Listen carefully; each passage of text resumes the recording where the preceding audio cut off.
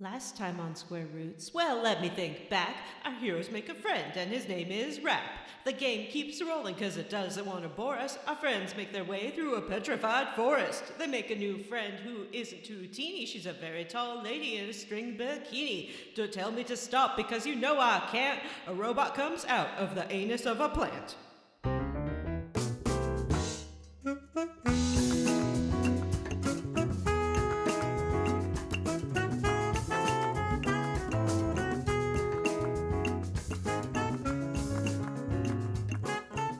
Hey everyone, and welcome to Square Roots, the classic RPG podcast. My name is Jim Banks. I am joined by Matthew Van Zant. Hey, look at me. I made it. I'm here. Yeah. John Darlin Brandon. Moo. Hey, spoilers. And Vanessa. I'm Vanessa. And we are all co-hosts of a podcast where we play and talk about classic RPG games, or classic to us, I guess. That term is becoming more and more kind of nebulous. It is, especially, I think we totally destroyed any credibility or equity we had in the word classic when we played A Bard's Tale. What was the one To be fair, we instantly were all like, oh, oops, this is not a classic. You know what? We all could have stopped at any point, but we didn't. What was the one where we got that message saying it wasn't a class? We weren't playing classic RPGs. I think it was about Persona 3 and Kingdom Hearts. I was like, these That are sounds pretty about well right. regarded, buddy. Yeah. Well, people have their opinions. It's true. There you go. John Brandon putting people on blast a year later. In your face. Well, he said he John's wasn't been listening that's anymore, been so. stewing under John's hat for a long time. His Canadianness could only contain it for so long. It's true. Wake me up inside. So speaking of RPGs, we're playing a little game called Grandia. Have we? Yeah, have it's we a lot of game. been to the Grandia yet? What is Grandia? I don't understand your quotes. question, and I will not acknowledge it. Air quotes on we. Matthew has what? You're just not playing.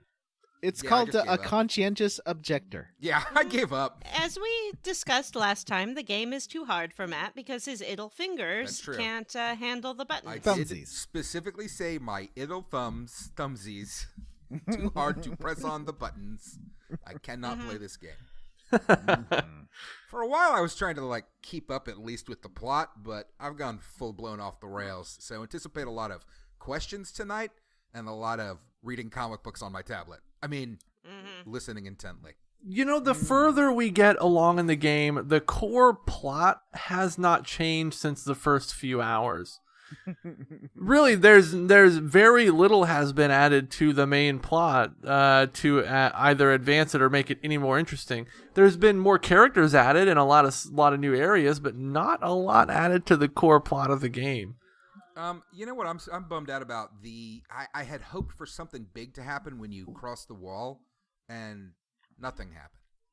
It just turned out to be a big wall that you crossed. And then shortly thereafter, the Garlow forces crossed the wall, because apparently that's not a thing anymore. Well, they've been doing it for years, apparently, too. Yeah, they had a whole base over there and everything. Yeah. Well, I wanted it to be like a crazy sci-fi land on the other side, and instead it was just it's more villages. Wouldn't it be cool if the game changed genres on the other side of the wall? It became a first-person shooter. Shit, that's a good idea. All right, so I guess before we get into Grandia, before we tell Matt what happened in the game that he didn't play, let's talk about how we leveled up. I was little baby Fresh Eyes this episode. Yeah. You know what, Matthew? Why don't you go first, buddy? I saw movies. What kind of movie? No. I saw Avengers Infinity War, and I adored it, and I will not No. talk about it. Okay. Good. I saw Ready Player One. Well, you can talk about that if you want to. Yeah, nobody cares about that one. Yeah, it was okay. Was it everything you dreamed it would be? In some ways, I think it improved on the book, which is I've always said not very good, just very enjoyable.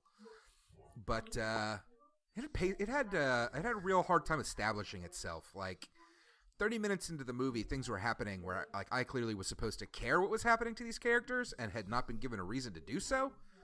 So it was a little weird. It kind of falls flat, but it's still pretty fun. And can I spoil not the plot ending, but the end fight? That's nobody cares. My headphones. Okay. I'm gonna spoil this. Spoil it for me. The movie comes down to a big fight between the two factions, the good guys and the bad guys, of course. And this was the best part of the movie, and it turned me from being kind of blah on the movie, honestly, to being like, okay, I like this a lot.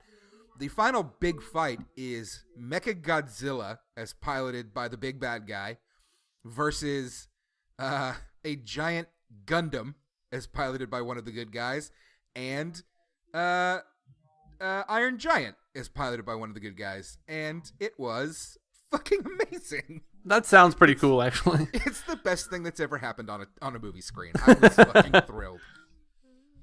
And that's it. I want to talk about Avengers so bad, but I can't. So You cannot. I can't. It's not allowed. I loved it though. I was floored. Jim, Yeah. how did you level up, buddy? So I also saw Infinity War, which I will not talk about. What? Oh. But I'll talk about something else. I went roller skating. Wait, What? can we get a The mini review of 1970s Infinity called. War? Like, No. I actually, while I was skating around with all these little kids, I'd zoom past them and whisper spoilers for Infinity War at them while I skated past them quickly. No, it was fun. I took my daughter, who's 7 years old, to a birthday party, and she is not a very confident skater and didn't feel great about it. So I was like, you know what? I'm gonna grab some skates and I'll go out there with you, and we'll both fall down. And we actually both ended up being really good at it. Like we ended up both kind of flying around, and we did it so much, and we had to like make ourselves quit skating so we could go do the next thing we had to do. But it was a lot of fun, and we both feel super confident in our skating abilities now, and we can't wait to go back. It was awesome. Nice. Next time, will you like do some lifts with her, like pick her up while you're skating? You know what? Next time, I'm gonna challenge myself to skate backwards. Ooh. Oh. Yeah, because I'm pretty good at skating forwards now, and I'm really good at turning, and I can weave my feet back and forth like cool roller disco people do. And I was like, you know what? I'm just gonna flip myself around and try skating backwards next time. Could she be the next Tanya Harding? I mean, I can be. I don't know about her. Okay. I could be. So yeah, that's how I leveled up. I skated my little heart out. John, how did you level up? Well, how did I level up? I know. With some people from the Flophouse Gaming group, the Wait, What Is This 8-Bit group, the Rocket Crocodile Wait, Squad. what is this 8-bit? Yeah. The Rocket Crocodile Squad, I won my first chicken dinner in What? PUBG. Good for you. Yeah, I was long dead, though, and it was just this one guy. Oh. Just taking out the rest of them like some kind of Rambo. But, I'll take Rambo? it. Yeah, he was like some kind of Rambo. And also, my friend gave me a phone, and because the Asus I had was kind of a piece of garbage, unfortunately. So the phone he gave me is it's called an Internet Telephone 7 Plus, or iPhone for short. Pretty sure it's an intelligent telephone 7 Plus. No, it's an Internet Telephone 7 Plus, and it's very good. It's pretty neat. I tried Apple CarPlay, and that was super cool, and I like it. I've never had an internet phone before, so this is really new to me. I've always had Android. I like Android phones. I do too, and I hope my next one will be a BlackBerry Key 1. But this phone's pretty good, and it has so many gargle bits, like 256 gargle bips. Like I could be putting everything on this phone. Wow. Anyway, and that is how I leveled up. Vanessa, how did you level up? Accio new game. What is it? I've been playing Hogwarts Mysteries on the iPhone. Oh man, it sounds like a game I've for heard some dorks. bad things about that one. Yeah, I downloaded it and then promptly deleted it. Vanessa, what do you think? Nadia Oxford said it was a money gouger, but I'll stop talking. It now. is. It is your classic free-to-play game wherein you make a little character and your character is given tasks to do, all of which are accomplished by tapping on a certain thing until you run out of energy. And then you either have to exercise patience or spend real money. I'm a patient person, so I don't mind it that much. If you think of it as like a little game that you're going to play for 3 minutes once or twice a day, it's okay. It's cute, and the models look good. And the story actually is not bad, but it is really, really guilty of all the egregious things that free-to-play games do to try to get your money. That really sucks. Yeah. I think it really sucks, especially for people like, I don't know, me, who have been dreaming of a Sim Hogwarts game for a very long time.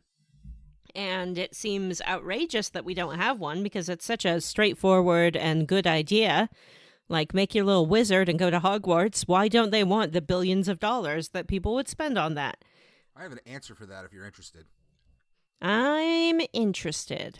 For the longest time, J.K. Rowling would not sell the rights to any sort of expanded universe or non-canon stories. She wouldn't allow anybody to write anything in there. So we didn't get any games where, or books or anything where anything happened other than what happened in the books themselves. Well, this game is set in the 1980s, so after Baby Potter vanquished Voldemort. Spoilers for Harry Potter Book 1, Chapter 1. But before Harry Potter arrives at Hogwarts. Spoiler for Harry Potter's Book 1, Chapter, I don't know, let's say 4. It has new characters as well as familiar characters. You're taking the lessons from the recognizable Hogwarts faculty like Madame Hooch and Professor Snape. And it does have its own little sort of plot, but it is done in the worst possible way. And if J.K. Rowling had decided to sell the rights, which apparently she has, maybe just make a real good game, like a BioWare game or Bethesda. Think of what Bethesda could do. Or BioWare. More BioWare. A BioWare Harry Potter game would be amazing. Okay, but you can't have Harry Potter characters fuck, so BioWare's out. Why not? I mean, I agree that the children shouldn't, but, like, give me a game where I'm a grown-up wizard then. I might be wrong, but I think that this game is part of her company, Pottermore or whatever. I think that it's loosening up now because she's directly owns the companies that are doing these. But yeah, that's a bummer for real. And you know what sucks? There's so many great examples of well done free to play on the App Store. It can be done well. It's never ideal, but I understand that it can make these companies a lot more money, and I don't begrudge them when they handle it well. And it sounds like it's well, not like done well. Pokemon Go is a free-to-play game, and it's great. But yeah, this is not good, and it's only a game in the very loosest sense of the term. It's more of an interactive novel. It does have some elements where you need to time a tap or trace a pattern, but for the most part, it's like click on this cauldron 20 times and then you'll level up in potions.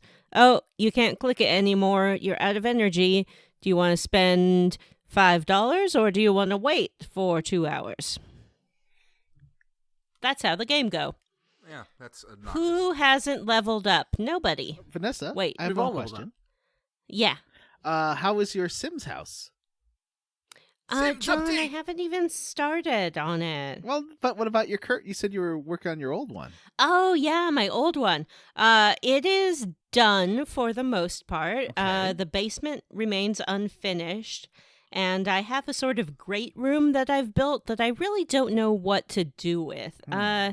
It turns out that perhaps I was a little overly ambitious in laying out my house, and it just feels too large. There are unused bedrooms. There's a lot of empty space.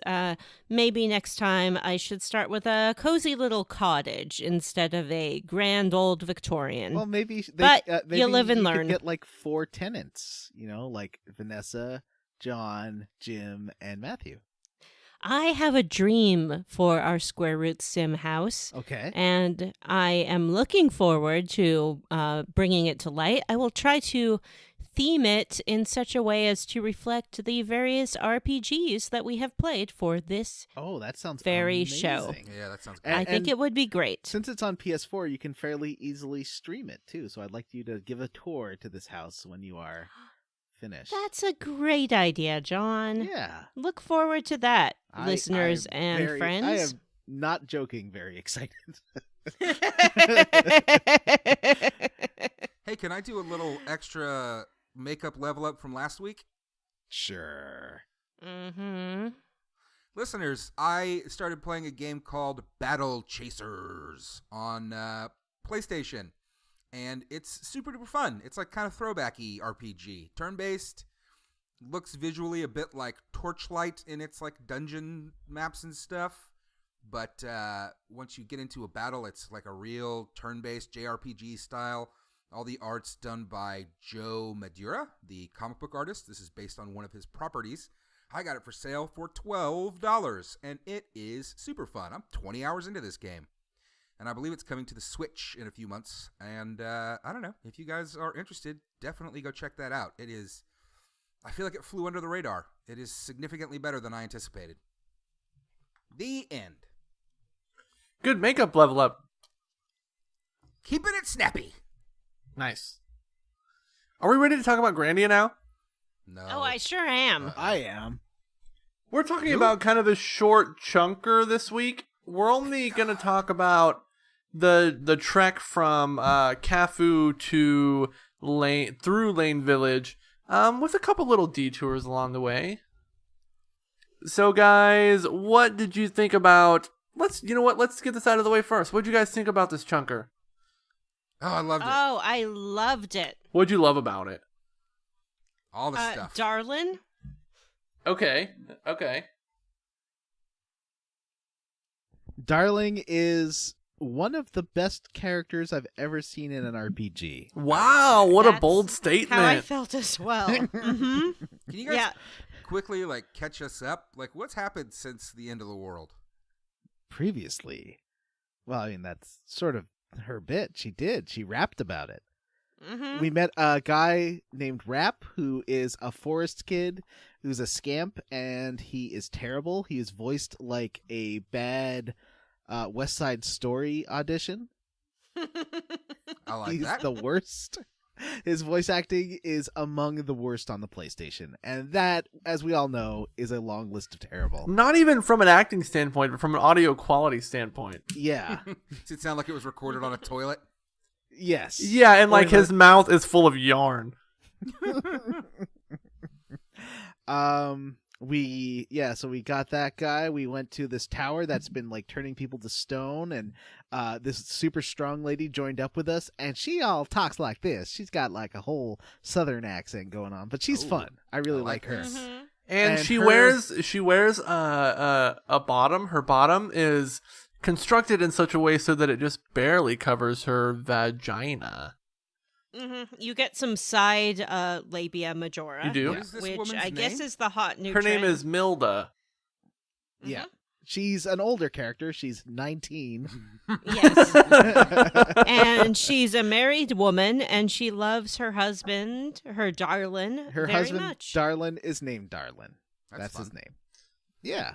Uh, And she talks some- about how big and strong and fun to cuddle he is a lot. Mm-hmm. Some listeners and I Mhm. recently decided in the Discord that from now on, games that sexualize children get an automatic 0 on the rating scale. So you're saying that this is a 19-year-old and not a child, and I don't have to throw this game in the garbage?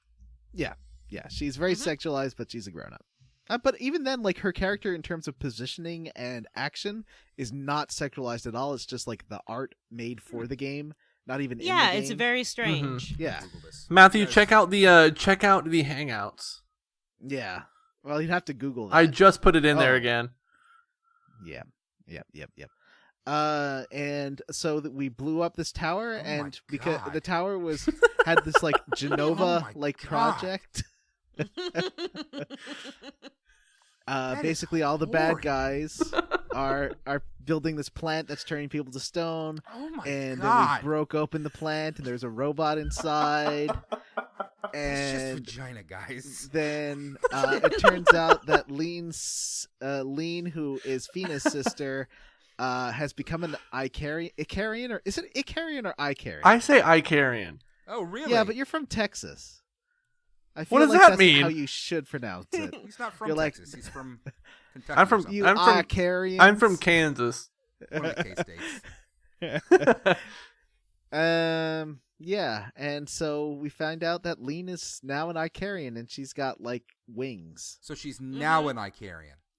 But she did save us. She How saved did us she get from turned another into robot. an Icarian? We don't The know. game has not Unclear. made that clear yet. All right. Yeah. Now I'm caught up. Now I'm up to speed. Yeah, and Yeah, we that's are pretty much on our it. way to a Lent, but we just keep like helping people with their mysteries on the Oh way. wait, did you talk about Gaia? Oh yeah, that was the plant that had the robot inside. But you guys were having a Yeah. conversation over And that, so we beat Gaia, and Gaia turned into we beat Gapling's robot that came out of its butt, and then we got a little sapling, and then the Garlisle people were all like, hey, we need that sapling back. So Gaia is kind of a mystery at this point, which is kind of the central mystery of the game right now. That and what happened to the Icarians, Mhm. which I still don't understand what Gaia is. it's a a big plant. plant right now. Where did we get a I plant? assume it's like the mana tree. Well, you learn more about it in Lane yeah, that's true. They do tell from you a bit more Darlin, about, Dorlin, and Durlin. yeah, Mm-hmm. the three wise men. Let's get to it. I cannot wait to get to Lane and talk about this All right. moment. Okay, so our first area after we leave Cafu is the Zil Desert, Mm-hmm. which is it's one of my favorite dungeons only because it has little Cactuar ripoffs in it, which are cactus men who wear hats and have guitars and wear sunglasses. Hmm. and What are they sometimes they. Oh, they're called. They're called Cactus Man. Yeah. Mm-hmm. And some of their attacks are like, because they usually have these little Spanish style guitars, Uh-huh. but sometimes it turns into a rock guitar when they're doing special attacks. Mm-hmm. It's silly, but it's awesome. And yeah, they are great. I just found it. They're definitely the highlight of this episode in terms of enemy design. I quite like them. I liked the part in the desert where there's maybe 16 of them dancing around in a circle around a bunch of treasure. Yep. You do have to like make your way through them, which involves killing hundreds of them. And they have little boots. They wear little boots. Yeah. I mean, they're.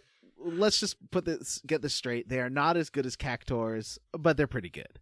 Yeah, they're a little over-designed relative to a Cactuar. Yeah. His little condom hat. I He know. has a condom on the top of his head. They also have really muscular legs. Their sprites have super jacked legs. They look like someone trying to dress up as a Cactuar like in New York City, and it's an unofficial knockoff suit. So Yeah, this is- Happy Times Square Cactuar. This is an out-of-work model who is now cosplaying as a Cactuar on Times Square. Exactly. They're almost doing like a Naked Cowboy Cactuar mashup. Mm-hmm. That's a good point. That's exactly what it looks like. Do they have mustaches? It looks kind of like they have mustaches. It's hard to tell. They're wearing something. They definitely have big red lips. Yes. All the better for Yeah. kissing. Hmm. If you can get past those little pricks. I mean Yeah. the needles. Cactus needles. Boo. So in this first zone, if you go all the way to the west, there is an entrance to something called Soldier's Graveyard. Ooh, Mhm. spooky. the soldier's graveyard, when you walk in there, it says, this is a special area. It's just for fun combat and for treasure rewards, and it doesn't have anything to do with the story of the game. I appreciated that. Mm-hmm. So it's super optional. You can go in there, go down to the bottom floor of this mine, and there's not really a story here. You find, did you all do this except for Matthew? I only did about half of it because I didn't do it before I got to the end of this chunker, and then I went back and tried to do it, but I couldn't do it in time for the show. Oh no! It I'm took me midway about through. 2 hours, I think.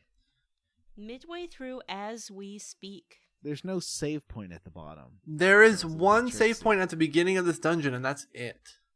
Yeah. Wow, that's hardcore. It gets hard too. Yeah, it gets. You- I mean, there are some it's points- deceptively easy at the beginning. Yeah. Then they start throwing tons of enemies streaming at you, Mhm. and you have Oh, to. no. You get especially after you defeat the boss, suddenly you get rushed by tons of enemies. Oh, golly. So what you have to do is you're going down to the bottom floor, but actually the secret area is on the 4th floor. That's where the boss and the treasure is. And you have to do some falling through levels to get to the right place. Mhm. It's kind of tricky. And yeah, you unlock this door, and Mr. Chang is back, except he's called Kung Fu Fighter. Master. Kung Fu Master. And Is he obviously just Mr. Chang, It's- but in yeah. disguise? He's wearing still a got the different thick colored shirt. it's like how That's right. Mr. Chang just Scorpion had and, a tied-off T-shirt and underwear on, right? yeah, Yeah. it's like how he's like the Sub-Zero to Mr. Chang's Scorpion. Yeah, exactly. Just a palette swap. He's the Cyrax to the other Mortal Kombat robot. Oh God, what is Cyrax Sector. and Sector? Right. He's the kin to Ryu. And I think Rain in Alright, Mortal that's not Kombat exactly eventually right, but became a robot. Rain? One of them became a robot. There were Yeah. so many. By the time Mortal Kombat 3 rolled around, they were like, wait, Scorpion and Sub-Zero are really popular. Let's make 20 of them. Remember how stupid Noob Saibot was? This is a really hard fight, I would say. It took me a couple of tries to get this fight down. He has a ton of HP. Yes. Almost 5,000. He can very easily pummel your characters, and he keeps doing criticals on you to knock you back so you can't do moves, which the enemies haven't really done that much of before. And it's definitely one of the harder fights in the game, I would say. But it's fun. And then after that, you get to collect all these soldier souls from the graveyard to unlock the secret item. And the secret item is a charm that makes all the special attacks take half as much SP to do, which is really useful. So Ooh, it's that's pretty super great. useful. That's Yeah. pretty great. I really like the idea of a boss that uses the mechanics of the game against you as opposed to just being absurdly overpowered. Right. Yeah, he that's pretty definitely great. does that. And he's very resistant to criticals, so you have a hard time pushing him around. He's also resistant to every kind of magic. Oh. Well, I see. But And yeah. resistant to love. Oh. And unfortunately, I hadn't got stuff like the dragon cut yet. Vanessa, So would I you have- do anything for love? Ooh. He won't. He won't do that. So the thing is, when you pick up the soldiers' souls, suddenly the dungeons become full of enemies, and that's where it gets really challenging, because you've defeated this boss, but you're probably not doing super well in terms of having magic and SP left. That was my problem. Jim? Yeah, no, same. It's kind of a bummer because there's no save point, like we said earlier. Yep, and suddenly things get really hard after you kill the boss, which is the jerkiest thing to do. I always know that I'm getting in trouble in this game when I have to resort to actually using my items. Yeah, me too. But I have the time. And Yeah. you can but at this point, the items you can buy in the store are pretty good. Especially when you get to, I think it's Zilpadon, which is right after the Zil Desert. There's some good items that are actually worth buying in that village. Yeah, I think I got lots of the crimson potions Yes. that do 150 HP to the whole party, which is super useful, and they're not that expensive. No, those are great. Yeah. So I got out of there and completed that one. I would recommend doing it just for that SP item there, Vanessa. Okay. I will stick with it. Yep. Just have to get all 4 soldiers' souls, and there's lots of invisible walls, so I would look at the second, if you go to GameFAQs, the second FAQ has maps, use that one. Map? That seems like cheating. I don't care. All right, what's next? Let's see. Zil Desert to Zil Padon. Well, before you get out of the Oh, Zil that's Desert, right. There's the Another optional Castle of dungeon. Dreams. Yes, the Castle of Dreams. This one has like I a little love mini this story one. to it, which is kind of fun. Uh-huh. Mm-hmm. And really, really good level design. Yeah, I liked it very much. it's a very dark kind of a story for this game. Mm-hmm. Mm-hmm. Which is like so you're greeted outside of the dungeon by this like magical sister lady. Mm-hmm. She kind of has the same face as the mermaids, which made her suspicious. to She me. does. That kind of blushing, like, oh, my hero face. Yeah. She's not as evil as they are. She did a bad thing, but it's not her fault. Yeah. Yeah. But so the whole story of this is there are 2 sisters who become kind of like, from what I understand, possessed by this lightning sword. Mm-hmm. And they That the father totally found. kill their dad. They Uh-huh. do. And their dad becomes an angry ghost. Mhm. He's an angry They have spook. Cemetery full of zombies. All the portraits in the house have like blood splattered X's on them. Mm-hmm. The whole house has been just trashed. Mm-hmm. There's big, thick vines growing out of it. There's one room where if you walk around, you'll notice that a quill keeps coming out of it. It like floats away from the ink and then starts writing on a document. Oh, that's It's cool. a cute little piece of animation that I really liked. Spooky. It's Mhm. full The whole of place is ghosts. spookum. Yeah. Spookums. And there's lots of Spooko. super Spook good ups. items hidden in like corners everywhere. Mm-hmm. So I definitely, found a whip for Fina. I found I found that whip, found a mana seed, I found some other items. I was happy, and eventually you like cross from one tower to another over those vines you were talking about, and you get to like the Lord's room, and the girl's like, "Don't come closer. You are going to get attacked the same way. I'll have to kill you the same way I killed my father." No. Mm-hmm. But she doesn't. The father's ghost emerges, and you fight him instead. Yeah. And this fight is really hard. Yeah, he's pretty tough. He Mm-hmm. like has all these mass attacks that do like 70 or 80 damage.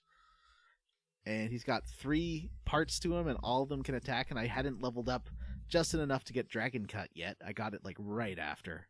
I don't think I have Dragon Cut. You need level 10 Earth, and Earth is the most annoying element Oh, to level up. Yeah. I haven't been doing that. It's worth it. It's worth it because I mean, you had it with Gadwin. It's just a really Mhm. powerful mass attack. And yeah. So you all won this fight? Yeah. Yes. Yes. He doesn't. He has just a little less HP than the Kung Fu Master. He's also resistant to almost everything, so it's kind of a marathoner. But you can cancel his attacks and delay him better. exactly. Yeah, he's a little more susceptible to those old tricks. Yeah. It was saying in the fact that you should spread out your group, but how do you do that? There's no command to do that, right? Yeah, you can. If you choose the defense command, you can point to a specific area on the map to send them to. What are you talking about? Yeah, if you choose like in the slider thing, if you choose the shield icon, there are 2 options for defense. One is endure, which is just to stand there and let whatever happen. The other, you can pick a specific spot on the battlefield to send them to. So you can tell them to run away from the enemies. Oh, okay, that's useful. Hmm. And I would recommend having Rap and Milda, since they're less useful in this fight, do healing and just stock them up with lots of healies. And yeah, you kill him, Their and then shoes? the yes, the shoes. Yes, the Healy shoes. You It kill makes him, getting and around the then battlefield easier. The daughter's super thankful, but nothing really changes. You can still walk around the house. I liked fighting those zombies. They are fun to kill and give you lots of XPs. But you do get the lightning sword, which is a pretty dang good sword. It is very good. It is the second most powerful sword in the game. Ooh. Oh. Yeah. I also got that, was it Luminous Sword from the mine, from the soldier's graveyard?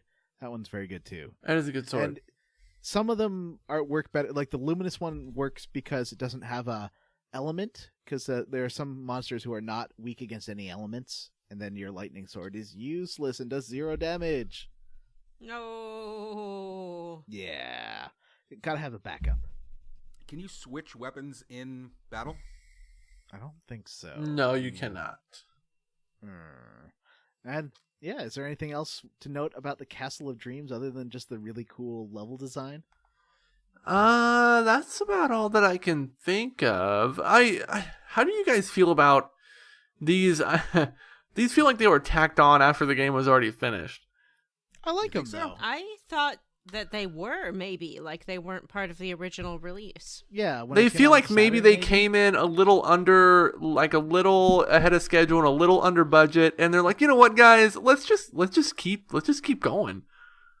I don't mind this at all, especially since they're optional. The third one of these is the worst, for sure. But these two were pretty fun. Soldier's Graveyard was a little too hard, but I think in terms of what I like for bonus content, the Castle of Dreams was perfect. It was really fun. Yeah, so I the liked them last two- both. Neither of these are optional dungeons? Yeah, they're super optional. They're very explicit about the fact that they're optional too. Like you walk in and it's like you've walked into a special optional area. This has nothing to do with anything else in the game. Have fun. I wish Yeah. that more games would do that. Yeah, Yeah, me I too. think Final Fantasy X was pretty.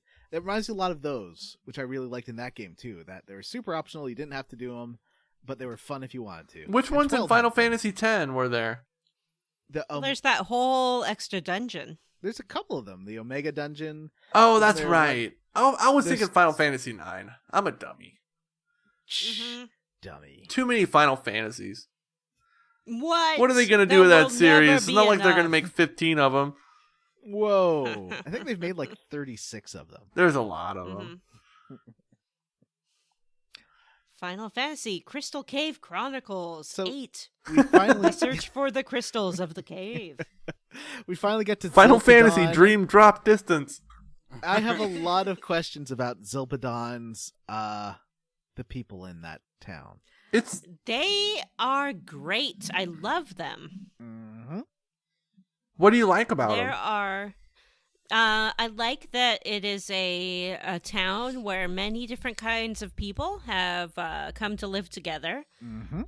There are giraffe people. Yep. There are fish people. Mm-hmm. There are bunny people. Well, yep. Those are the original residents of Zilpidon. Like Guido. Yep. There are people. There are doggy people. There are doggy people. Mm-hmm. The doggy people have a hotel Oh, where they offer their patented paw massages, which the So- whole town talks about. the doggy people. Remember, this game was made in 1996.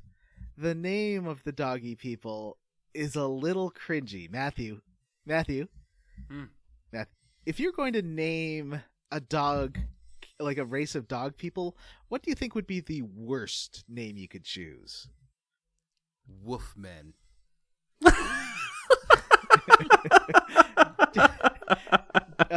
Jim, what is the name No, of that's this the best race of- one. Yeah, it is. What's- Sorry.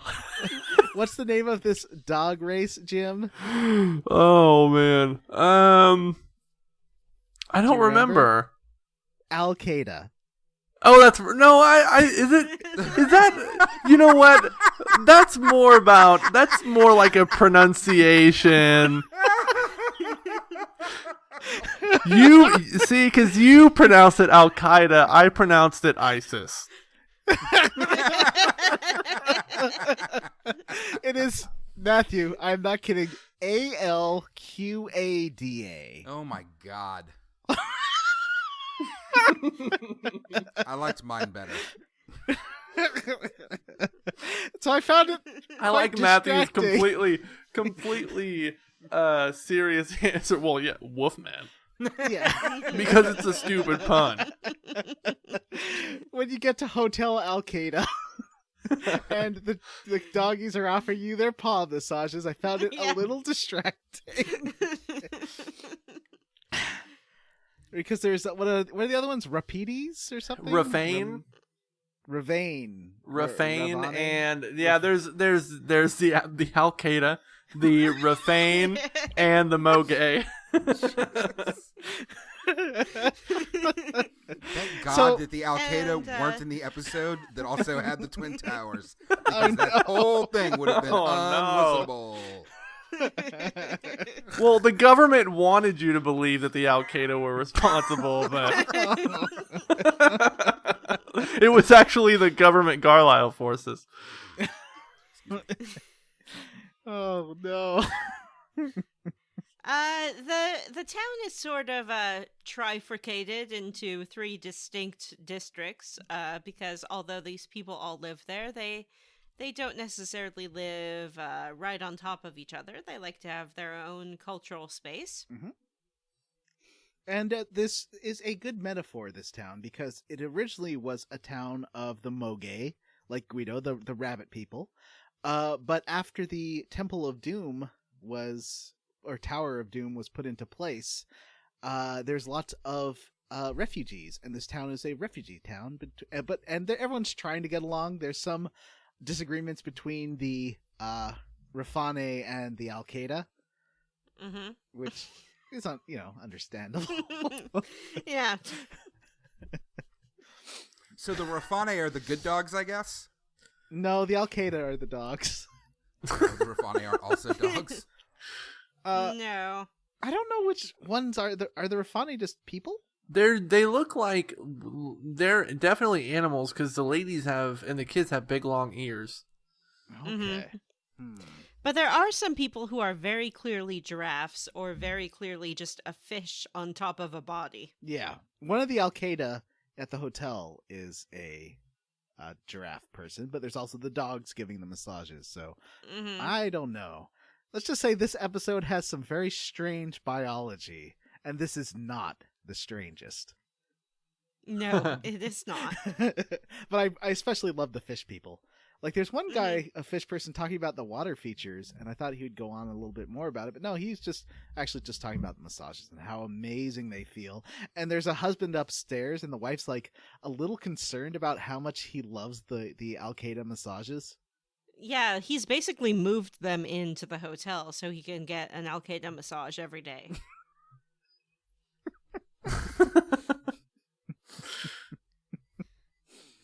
And, I understand.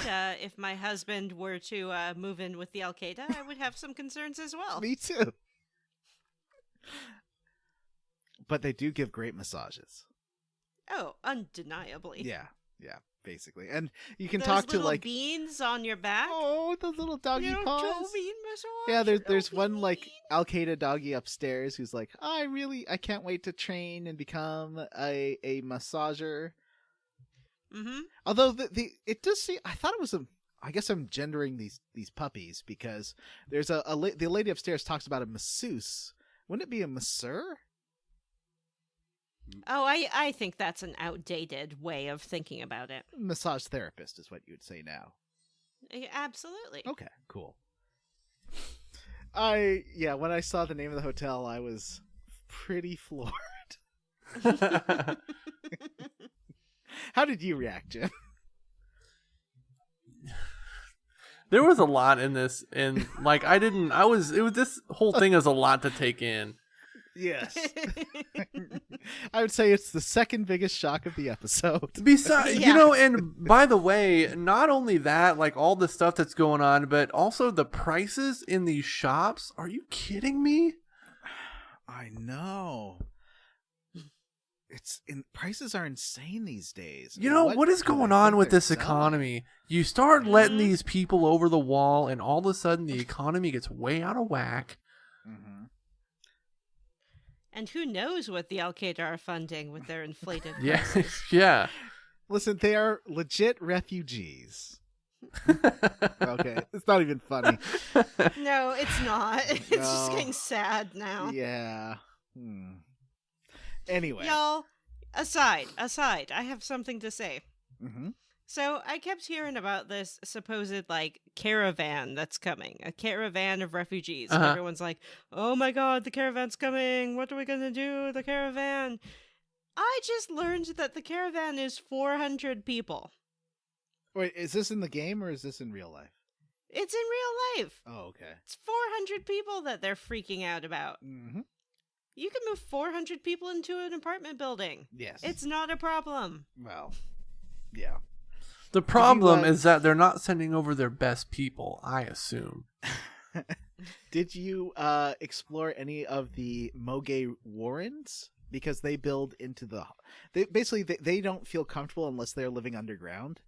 And the Rafane and the Al-Qaeda don't like that because they think that they're trying to keep away from them. Or Yes. build houses that they can't get into.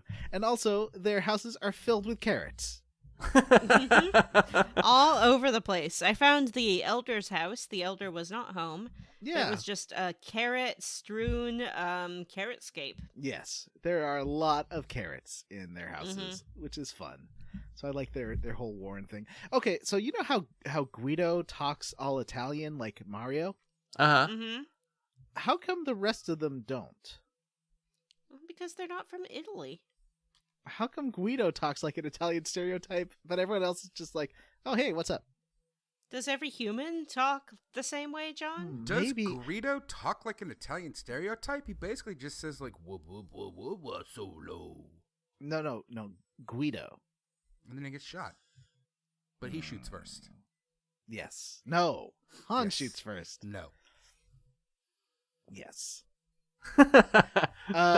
Yeah, so maybe their like home language sounds like Italian, but the other ones have learned the other languages because they're living in that city more. But you think Guido would learn the other languages more too because he's a traveling salesman. Yeah, he traveled from Italy and now he lives there. I don't know what your issue is. I don't know. I just feel like this accent's fake and he's putting it on. Oh, like Madonna. Exactly like Madonna. Music makes the people Oh, hello. come I am together. Madonna. I am from London. Music. That's the most famous Madonna song. Yes, music. Were these With Madonna Ali songs? G. With Ali G. You know, the one thing I do appreciate about Zilpadon, or however we're pronouncing it, is that it's a town where you don't actually have to do anything in. There's no stupid quest to get distracted with. They don't Nope. find you some Nope. bullshit to do. Yeah, no bullshit. I have a feeling we'll go back there later because there seems to be more there than what we explore at this point. Mhm. Yeah.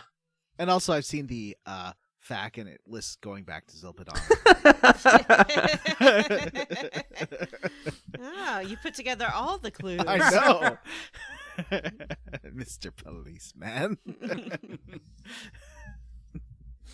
So I know that we are not done, and that's why there's a elder Moge house that is empty. Mm. All the clues. Mm. Now let's go trek off to The stars. Lane. We have a little dinner at the Zilpadon Desert, and everything's too spicy.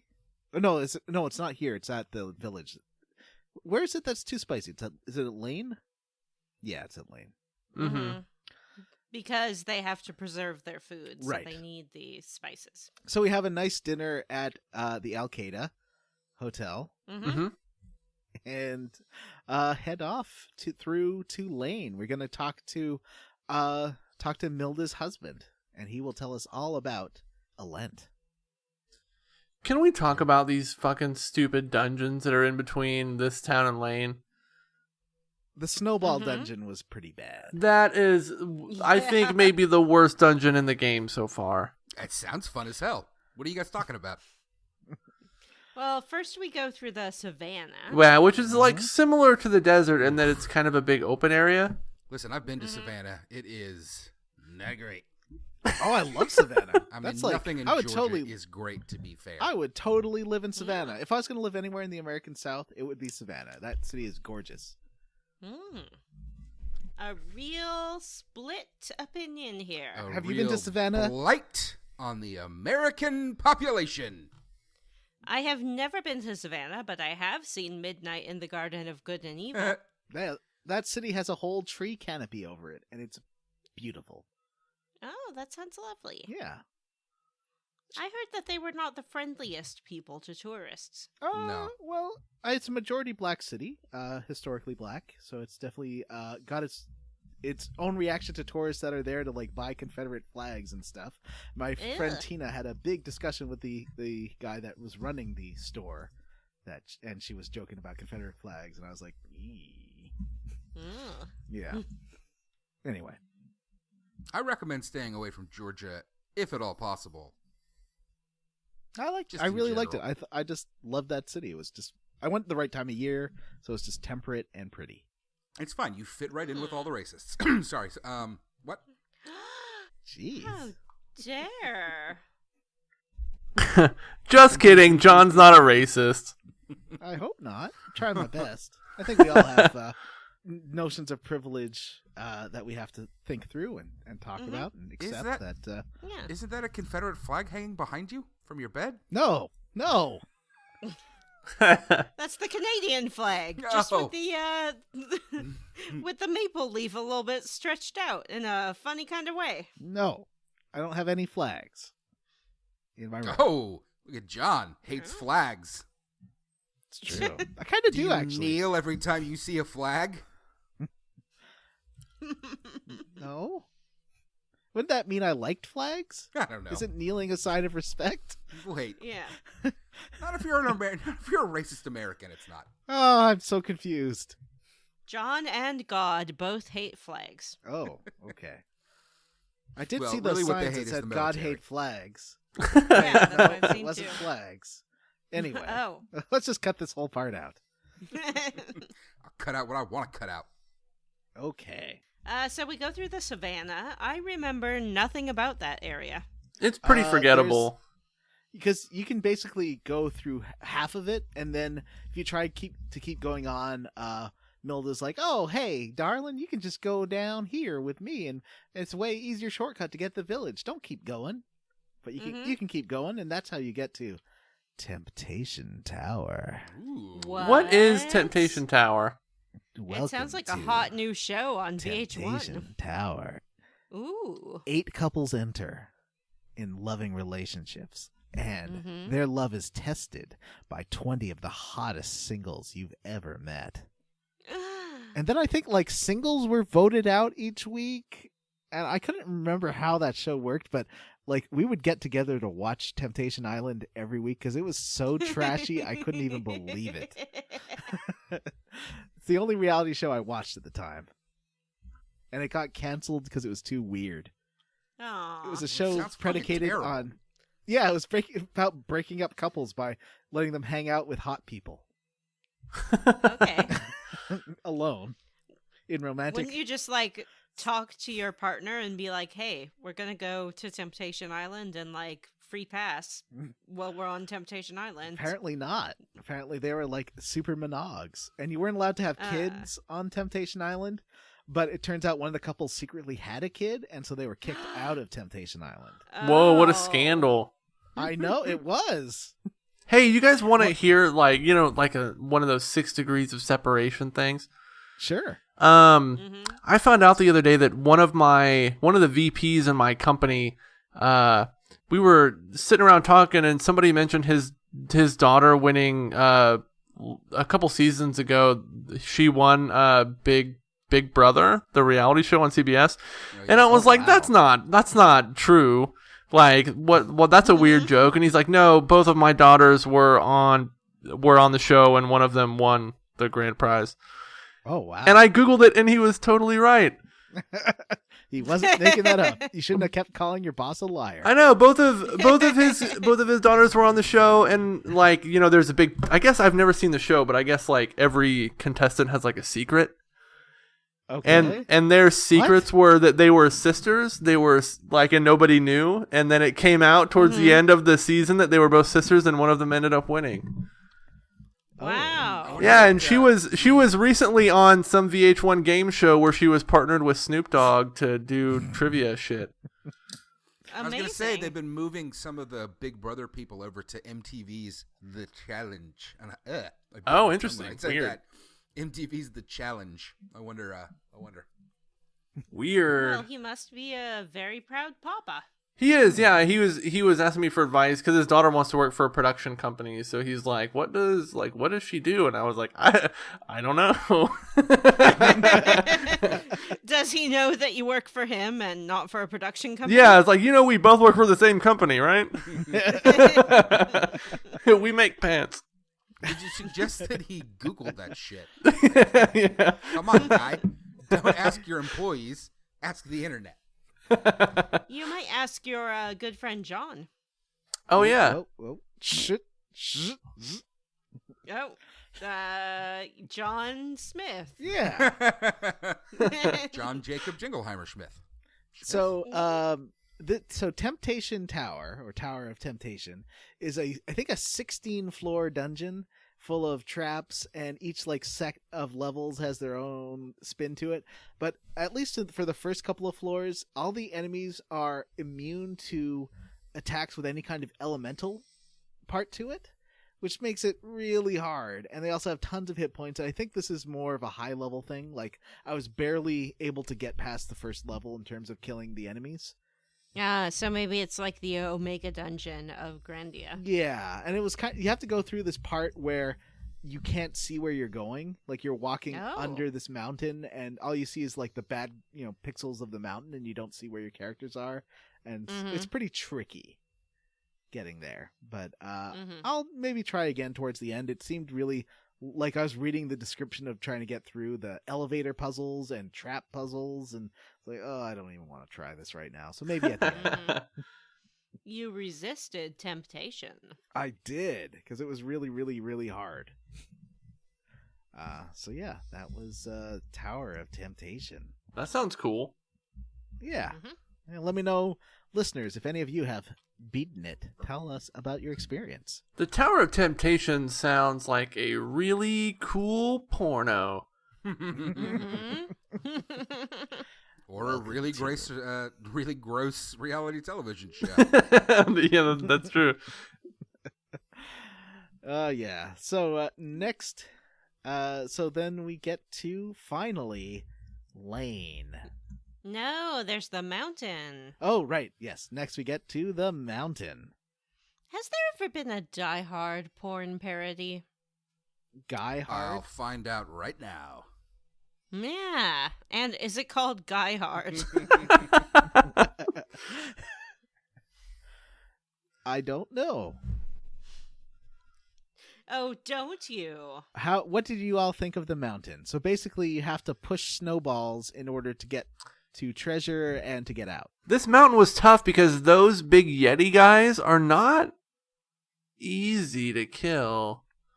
I think because I did the optional dungeons, I was pretty over leveled at this point. It just was like using Dragon Cut or any of the things with. Now I had half SP. Like Justin could kill all of them in one hit. Oh, that's true. Yeah, the half SP thing. See, I didn't do this until after I got to. I didn't do those optional ones till after I got to Lane. So I could see that, but yeah, and you know what? I'm very conservative when it comes to SP and MP in this game. It drives me. I don't know, man. It just gives me anxiety to have to use any MP in this game, so I try not to. I use all of it, and especially with SP, you get it back. If you get hit or you're walking around, I think you gain SP back. Yeah, you do. And there's some items you can equip on your characters to let them gain their XP back fast. So I put that on like Rap, so he could keep using his one of his like his disc throw thing, his disc cutter. Guys, you shouldn't have told me to look up porn. I'm busy now. Oh god. Oh no! Did you find the parody we were talking about? The first one is a very disappointingly named "This Ain't Die Hard XXX." Oh. There's also Die Hardcore. That's a good one. Yeah, Yeah, that's all right. yeah. That's it. Oh. Wow. That's it? Guys, the market's on. ripe for a nice, well-named porn parody of Die Hard. Okay. Yeah. I mean, I What think about- that we can all agree that there was a lot of sexual tension between Cowboy and Hans Gruber. And Buck John Free McClane. or Die Hardcore is one. Mm-hmm. Just in time for XXX, the Die Hard porn parody. That's just lazy. Yeah. Oh. Yeah. There's something up with those Yetis. Did you notice they look like they had inflamed nipples? No, I did not, but let's get into it. I didn't notice So- that either, but thank you for pointing that out. They kind of look like their faces were a bit like the big dumb friend guy from Labyrinth, right? They look quite a bit like that guy. Ludo. Yeah, except that they had like these looked like super inflamed nipples that looked really painful. They're just bright red. You know, Labyrinth is my very favorite movie. Ever since I was a child, I would beg to watch it every weekend, and I don't even know how many times I've seen it. And I've never thought about Ludo's nipples before, so let me take a moment. You know, a couple he weeks had- ago, I had bought a new shirt, like, you know, one of those moisture wicking shirts. And so I wore it to the gym, and I was like, this is great. I'll wear this when I'm running because I get really sweaty. Yeah. And I ran 3 miles, and boy, this shirt chafed my nipples so bad. My nipples You've actually hurt. told this story on an episode of Square Roots. You know, I was wondering if I did or not. I guess I did. That is shaved nipples. Pixar, it didn't happen, Jim. I was traumatized, guys. It hurt my nipples pretty Yeah. bad. It clearly made an impression. Mhm. Right. So, Vanessa, when do you think is an appropriate age for Jim's daughter to watch Labyrinth? How old is she now? She's 7, almost 8. 7. Like 3 years ago, bro. Yeah. It is a very good movie. I think I was like 5. Some women do say that that movie represents their sexual awakening. Yikes. Oh, you know what? We're just not. We're not gonna watch it. I don't think that would be the case these days. David Bowie and feathered No. hair ain't exactly what little Not girls with are Captain looking at. America stomping around We all over the did. place. My daughter and I. We did just watch Spider-Man last night. Okay. The new Spider-Man. The new Spider-Man. Does Spider-Man's Ah. nutsack make as much of an appearance as David Bowie's nutsack? It's a web sack, John. Oh Sorry. Jesus! Jeez, cheese and rice. What's his name? Jaden? Is it Jaden? Who? What? No, Oh. the name of David Bowie's character. Yeah. Jareth? I don't know. Jareth. Jareth, yeah. Yeah. Yeah. Which is not a real name as far as I can tell. I mean, I it would is a name fantasy story. A child's Jareth? Why not? It's a good. Oh, you guys! Do you guys want to hear a funny story that happened to me yesterday? Yes, always. So I went to. I took my daughter to like there was like a PTA carnival at her school. And so they were selling raffle tickets, and so what it was you bought raffle tickets, and then you got What to it choose was. you got to choose the prize that you could potentially get, and there were like 12 of them. So what I did was I bought like 25 raffle tickets, and I distributed them a bunch of like between a bunch of things I wanted, like free movie passes or free pizza or whatever. And then I dropped one into a thing called Camp Gladiator, which is like a workout thing that they do in my neighborhood. So I dropped one in there, and I didn't win anything, but I for some reason I won the Camp Gladiator thing. Oh wow! And you're gonna get shredded. and so they announced it in front of everybody, like the winners of this thing, and they're like, yeah, this Banks, you won the Camp Gladiator thing. And I was like, okay. And then I went to like run away because I was super embarrassed. And they're like, wait, your trainer is here to meet you, and the Camp Gladiator guy was there. No. And he just like bounced over to me and he's like, "What's up, man? You ready to do this workout or whatever?" No, I'm here with my kid at a carnival. Yeah, and I was He like, needs to "Hey, I'm go." gonna take off." But his name was Joshton. Joshton, the That- blonde Camp Gladiator trainer. That is some Dallas, Texas bullshit right there.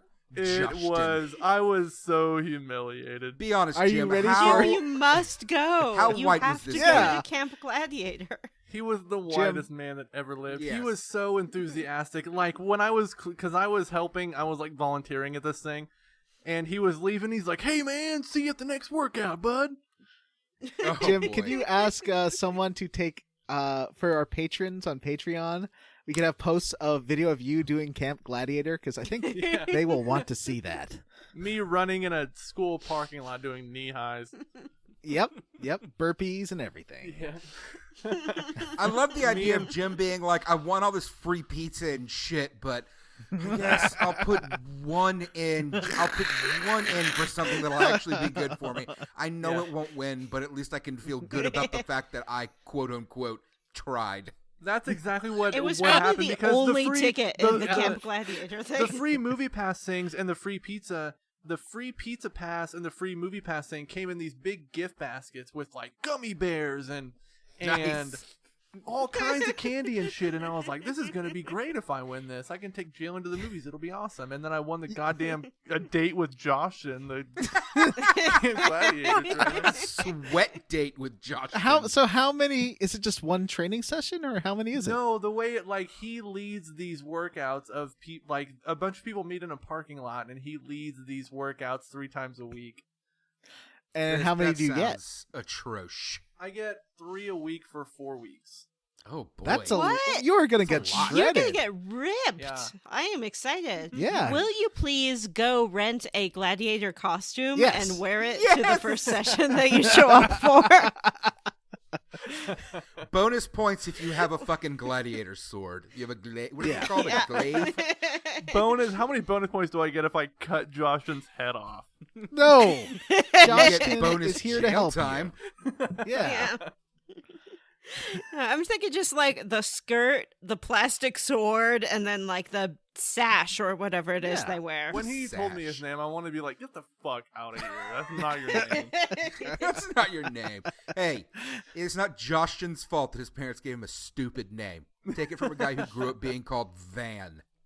You know what? My name's Joshton. Call me Josh for short. I went could to a have lived fucking- with Yeah. that. I went to my mother's work, spring work picnic yesterday, and she walked around and introduced me to all of her little work buddies as, "This is my son, Van." Oh, I mean, Matt. He goes by both these days, and I just wanted to fucking scream at her. Just, it's already fucking annoying enough that everybody that you know calls me Van. Can you not make it complicated on top of that, asshole?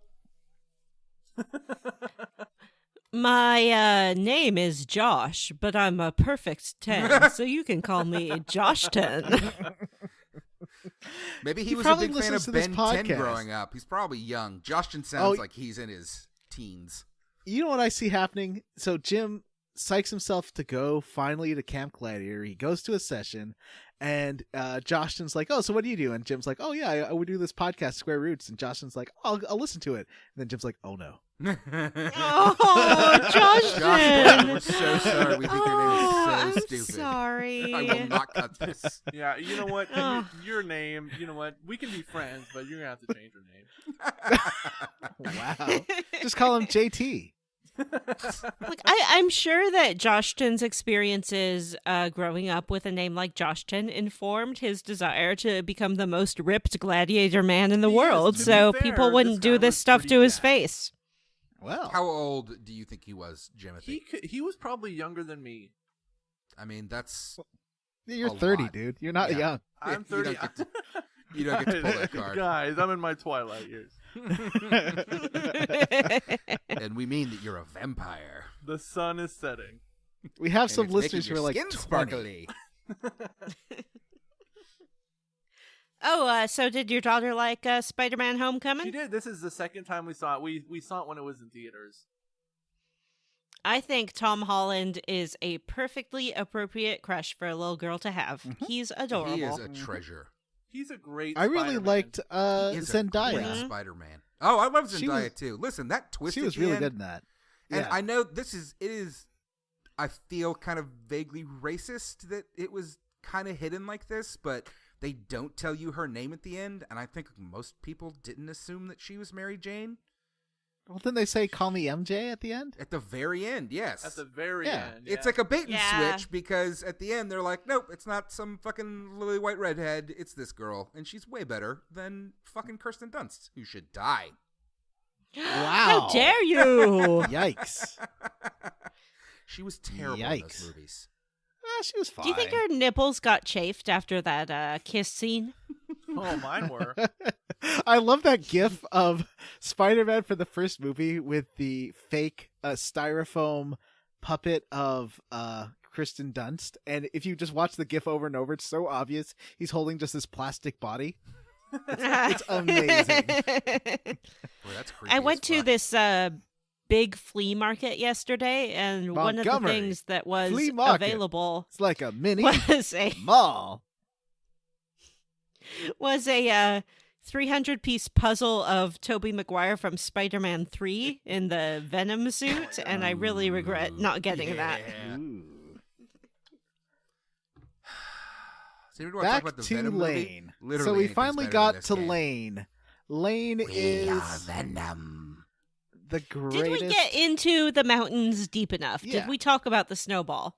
Okay, let's. You yeah. find a little snowball, you stand next to it and push it, and it rolls down a hill and grows larger and larger and larger, and then you can walk over it. Mhm. That's the snowball. Yep. And there's The two of end. them, and you have to push. Mhm.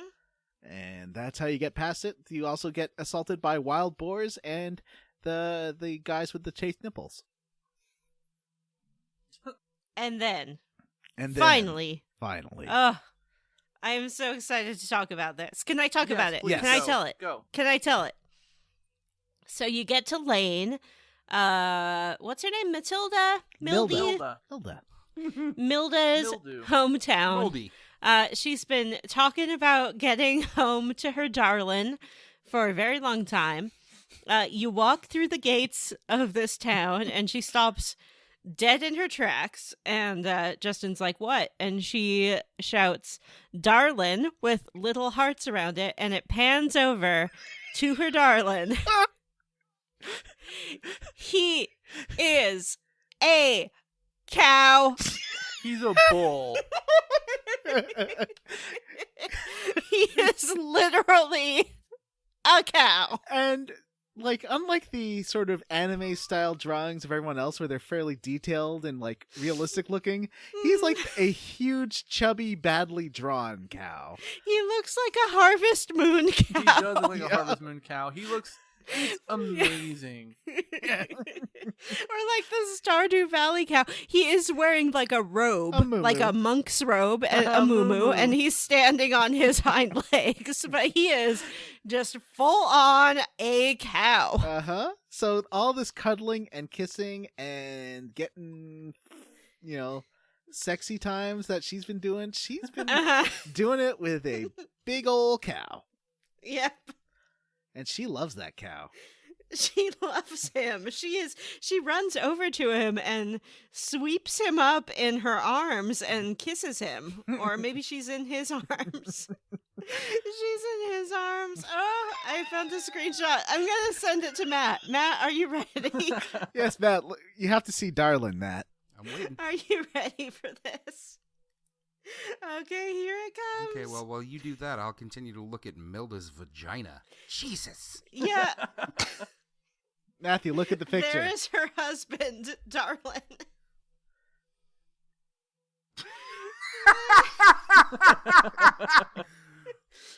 What the fuck am I looking at? I am not Are exaggerating. you sure that's a cow? Because He it is looks like a cow. possum. It's a Oh, cow. no, now I see that she's like in his arms. She is so in love with that poorly drawn cow. I miss those bulging muscles of yours. So when I was away, oh, I fucked that up. I couldn't hardly sleep none.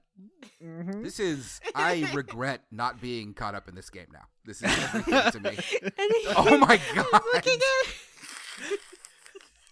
I'm looking at the picture of him. His face is a perfect oval, Yep. and he has 2 cow ears, 2 little cow horns, and 2 big black button eyes, and then no other features. Yeah, you can't see his mouth. He's a bit like No, a he pop, one of doesn't those have a vinyl nose. pop dolls there. He does. Funko. He does, yeah. And so that's the normal view when you talk to him, but when he says something dramatic, it just zooms in on that picture, and it's Yeah. amazing. So all you can see are like his eyes and just nothing. Yup. And Oh, he's I love very- him so He's very much. soft spoken and very smart. He's definitely Mhm. he's a very wise cow. Yes, he is one of the 3 wise men of this village. And in fact, as you walk around, you learn more about the physiology of these particular people. We were talking last time about Cronenberg style body horror. This Mhm. kind of has a Cronenberg style body horror element to it. It does, because there are children in this village, both male and female. Mm-hmm. And some of the male children talk about how they're nearly ready to come of age, or they can't wait to come of age. Mm-hmm. At which point their horns will come in, and they will turn into cows. And they start eating a lot and they also become Yes. more eloquent as they become cows, Mhm. because these are very eloquent cows.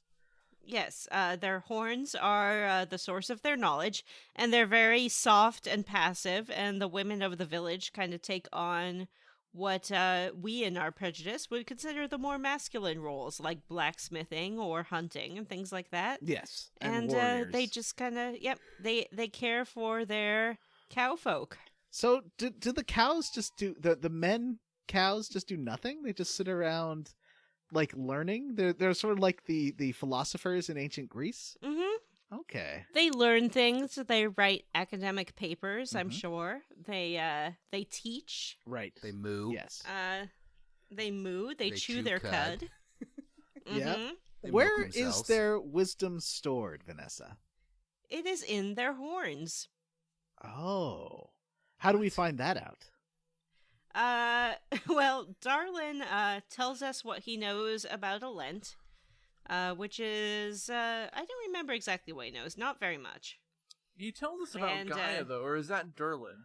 That's Darlin that tells you about Gaia. Yes, Got it. he sends us to Darlin down the street, and Darlin tells us about Gaia. Mhm. And then they mention Dorlin, who knows about this lady we've been seeing. Wait, hold on.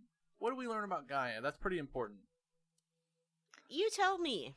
So Yeah, I don't think I retained any of this. I was not They paying tell us attention. that Gaia was something that, like, the human... I believe they say it's something that humans had created in order to kind of be more like the Icarians and to be able to, like, communicate with the spirits. Because if you remember, only the Icarians were, like, allowed to talk to the spirits or whatever. Right. Right. And so Gaia was something that the humans had created to kind of make them more like the Icarians, and it ended up turning on them and destroying a bunch of stuff. And Darlin has a crush on Liette, who he says is not an Icarian. She is a priestess of a Lent. Mm-hmm. And he's never actually seen her or talked to her, and she said no one could get into the city except for the chosen one, and it turns out Justin is the chosen one. What? All this time? Amazing. I know. What are the Wow. odds? He is the chosen one. And yeah, he really, really, really wants to meet Liette because he has a thing for her. Mm-hmm. He definitely... But he is not super eloquent because he is missing one of his little horns. Oh, no, that's not him. That's the other. That's That's Darlin. Dorlin. Oh, I'm sorry. Not Darlin. Darlin's fine. He's fine. But it's Darlin is the one who can tell you how to get to a Lent, and he's the one with the missing horn. Ah, poor Dorlin. Yeah. And it turns out that he broke off his horn trying to get out of Old Lane, Mm-hmm. where they had the same kind of petrifying attack that Rap's town of, was it Cafu? Yeah. Rap's town of Cafu suffered. And which makes the speech where they said that they only turned one village to stone wrong. They turned multiple villages to stone. Yeah. Maybe they didn't know about this other one. Maybe it was just a weird side effect or something. It's true. And also, they don't know about that one, and also the other towns that have been turned to stone, because that's why there's so many refugees in Zilpidon. Mm-hmm. I just sent y'all an image with the second one, or I'm sorry, the third one down is Darlin's zoomed in face, and it is glorious. The third one down. Oh yeah, there it is. Uh-huh. Check that out, Matt. The dramatic zoom on Darlin is. I should use that for the episode art. I think. Yeah, you should. You absolutely should. It's one of the most delightful things to see in game. It's Awesome. It's so dumb. The way it zooms in on nothing. And there's also a picture here of Darlin and Dorlin. Oh, yeah. As well as the frog person and the giraffe person. Right. There. Looks like the giraffe person's smoking.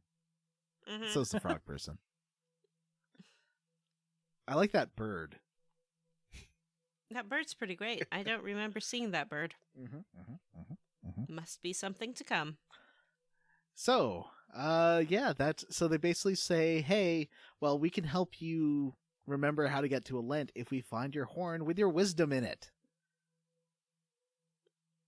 Which I guess will be our next adventure, Jim. It will. Mhm. It will. Yeah, that's where we're stopping for today. We What? did it.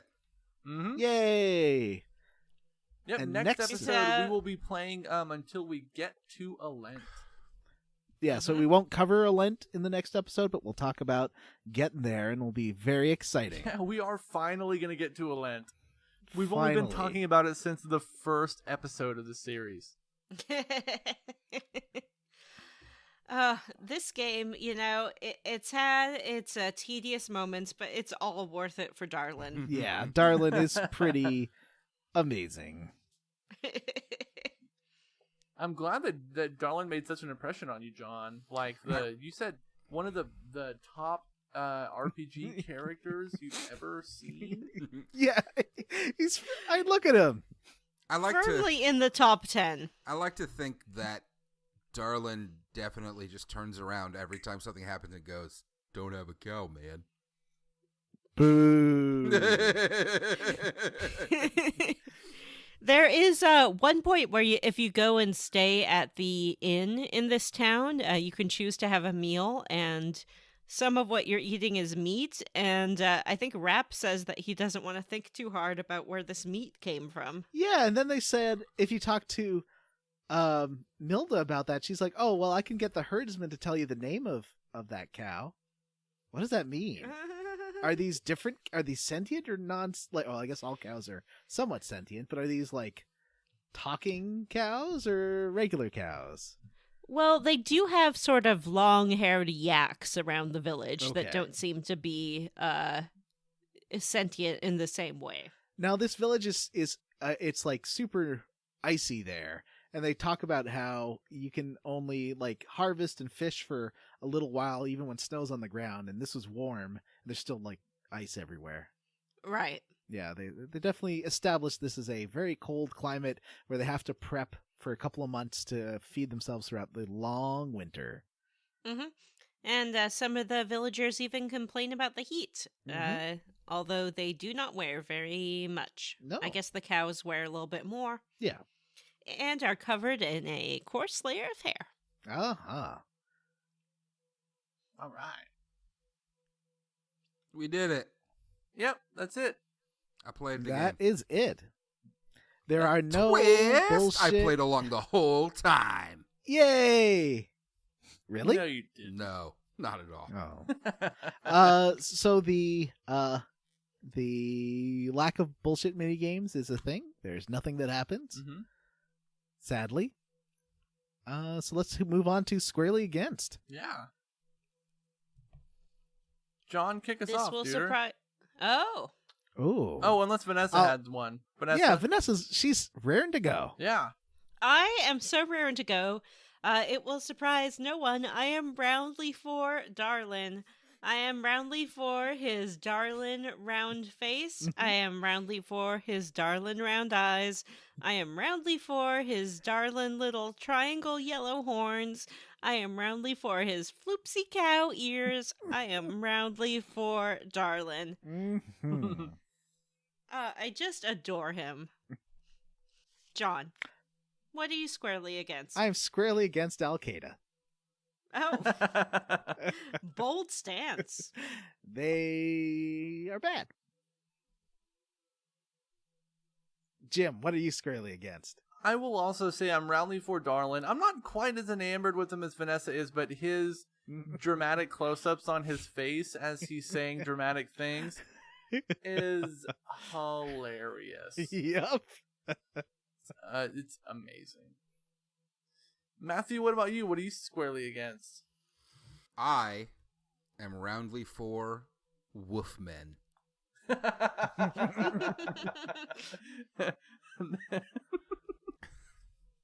That's all I got. Oh man, that's so great. What's the worst name you can think of for a race of tall men? Wolfmen.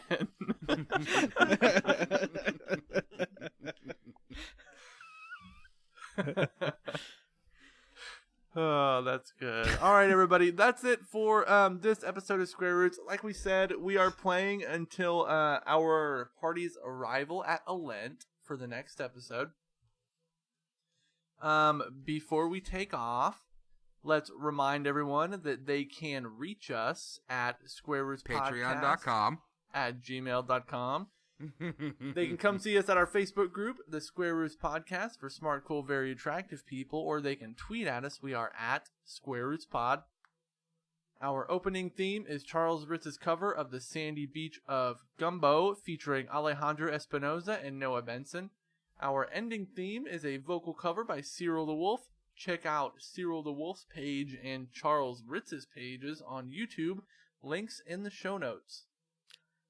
Yeah, speaking of Patreon, we do have a Patreon, and Jim is about to, by the time this episode's up, Jim, do you think that first bonus episode will be up? It absolutely will be. All right.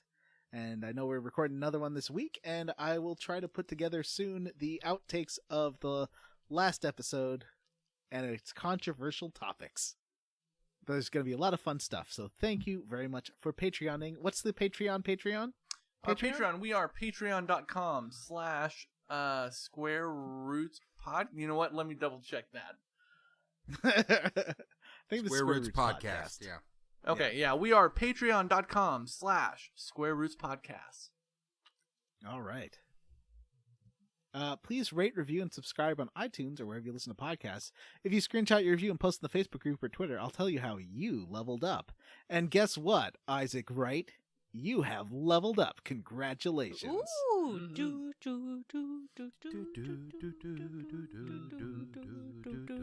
Now you have +2 to spinning the dankest beats. You have gained the skill award-winning journalist. And now can equip super cool shades. Thank you, Isaac Wright. And finally, we've got our donor list. And What? I think we're going to present this in the form of an argument between Vanessa and I. Ugh, fine. Joe Rogers, Tyler Petty. Lynn Setchell, Brody Toy, Justin Ham, Brie Girth, Meredith Anderson. and Meredith Anderson, Stompbot 9000. Devin Sloan, Stan. Do we just go Stu through the Skeel? whole list every episode? Mm-hmm. Uh-huh. Oh.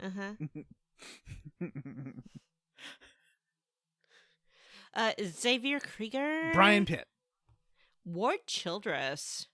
Justin Benoit, Patrick Hoover, David Shook, G. Bailey, Matt Jorgensen, Matt Vanessa's Jorgensen. mom, Andrew Oh, Raymond Crumb, Raymond Robert. Crumb, Tyler What? Ross Hartley, Cameron Show, Cyril the Wolf. Rusty Kamada Tom. Wait, Oh wow, Cyril's a donor. That's really Yeah. nice of him. Hey, What? thanks, Cyril. Yeah. It's nice of all of you. It's just wow, that's awesome. By the way, Cyril the Wolf also has a Patreon. Oh really? He does. Oh. well, now we all have to pitch in. Blah. Yeah. Yeah, he tricked us. Oh. All right, I think that's it for the episode. Yeah, that's it, everyone. Just a quick reminder. We said it a couple times. We'll say it again. We are playing through our Arrival at Lent. And if you'd also like to have your name read, which is kind of the one of our ground floor perks of becoming a patron of the show, you can contribute at patreon.com/Square Roots Podcast. Yeah, we will only read every name until we have too many to read, and then we'll probably read the new names, and that's my plan anyway. I didn't tell any of these guys. I just thought of it just now. Well, it's a good plan. I like it. Thanks, John. And Camp Gladiator, we expect an update next week. I will. As soon as I I am start so working out with excited. Joshin, I'll tell you guys all about it. You're probably going to really expect come to respect Joshin and what he does for your body, and you'll feel real bad about making fun of his Well, name. to be fair, he seemed like a very positive person. Yeah. That's good. Yeah. He seems positive until he's yelling in your face about how you're a worm who couldn't do one more burpee if he paid you. All right, everyone. That's it for this episode of Square Roots. I am Jim Banks. I'm Matthew Van Zant. I am John Wolfman. And I'm Darlin. Darlin Vanessa. I'm your Darlin Vanessa.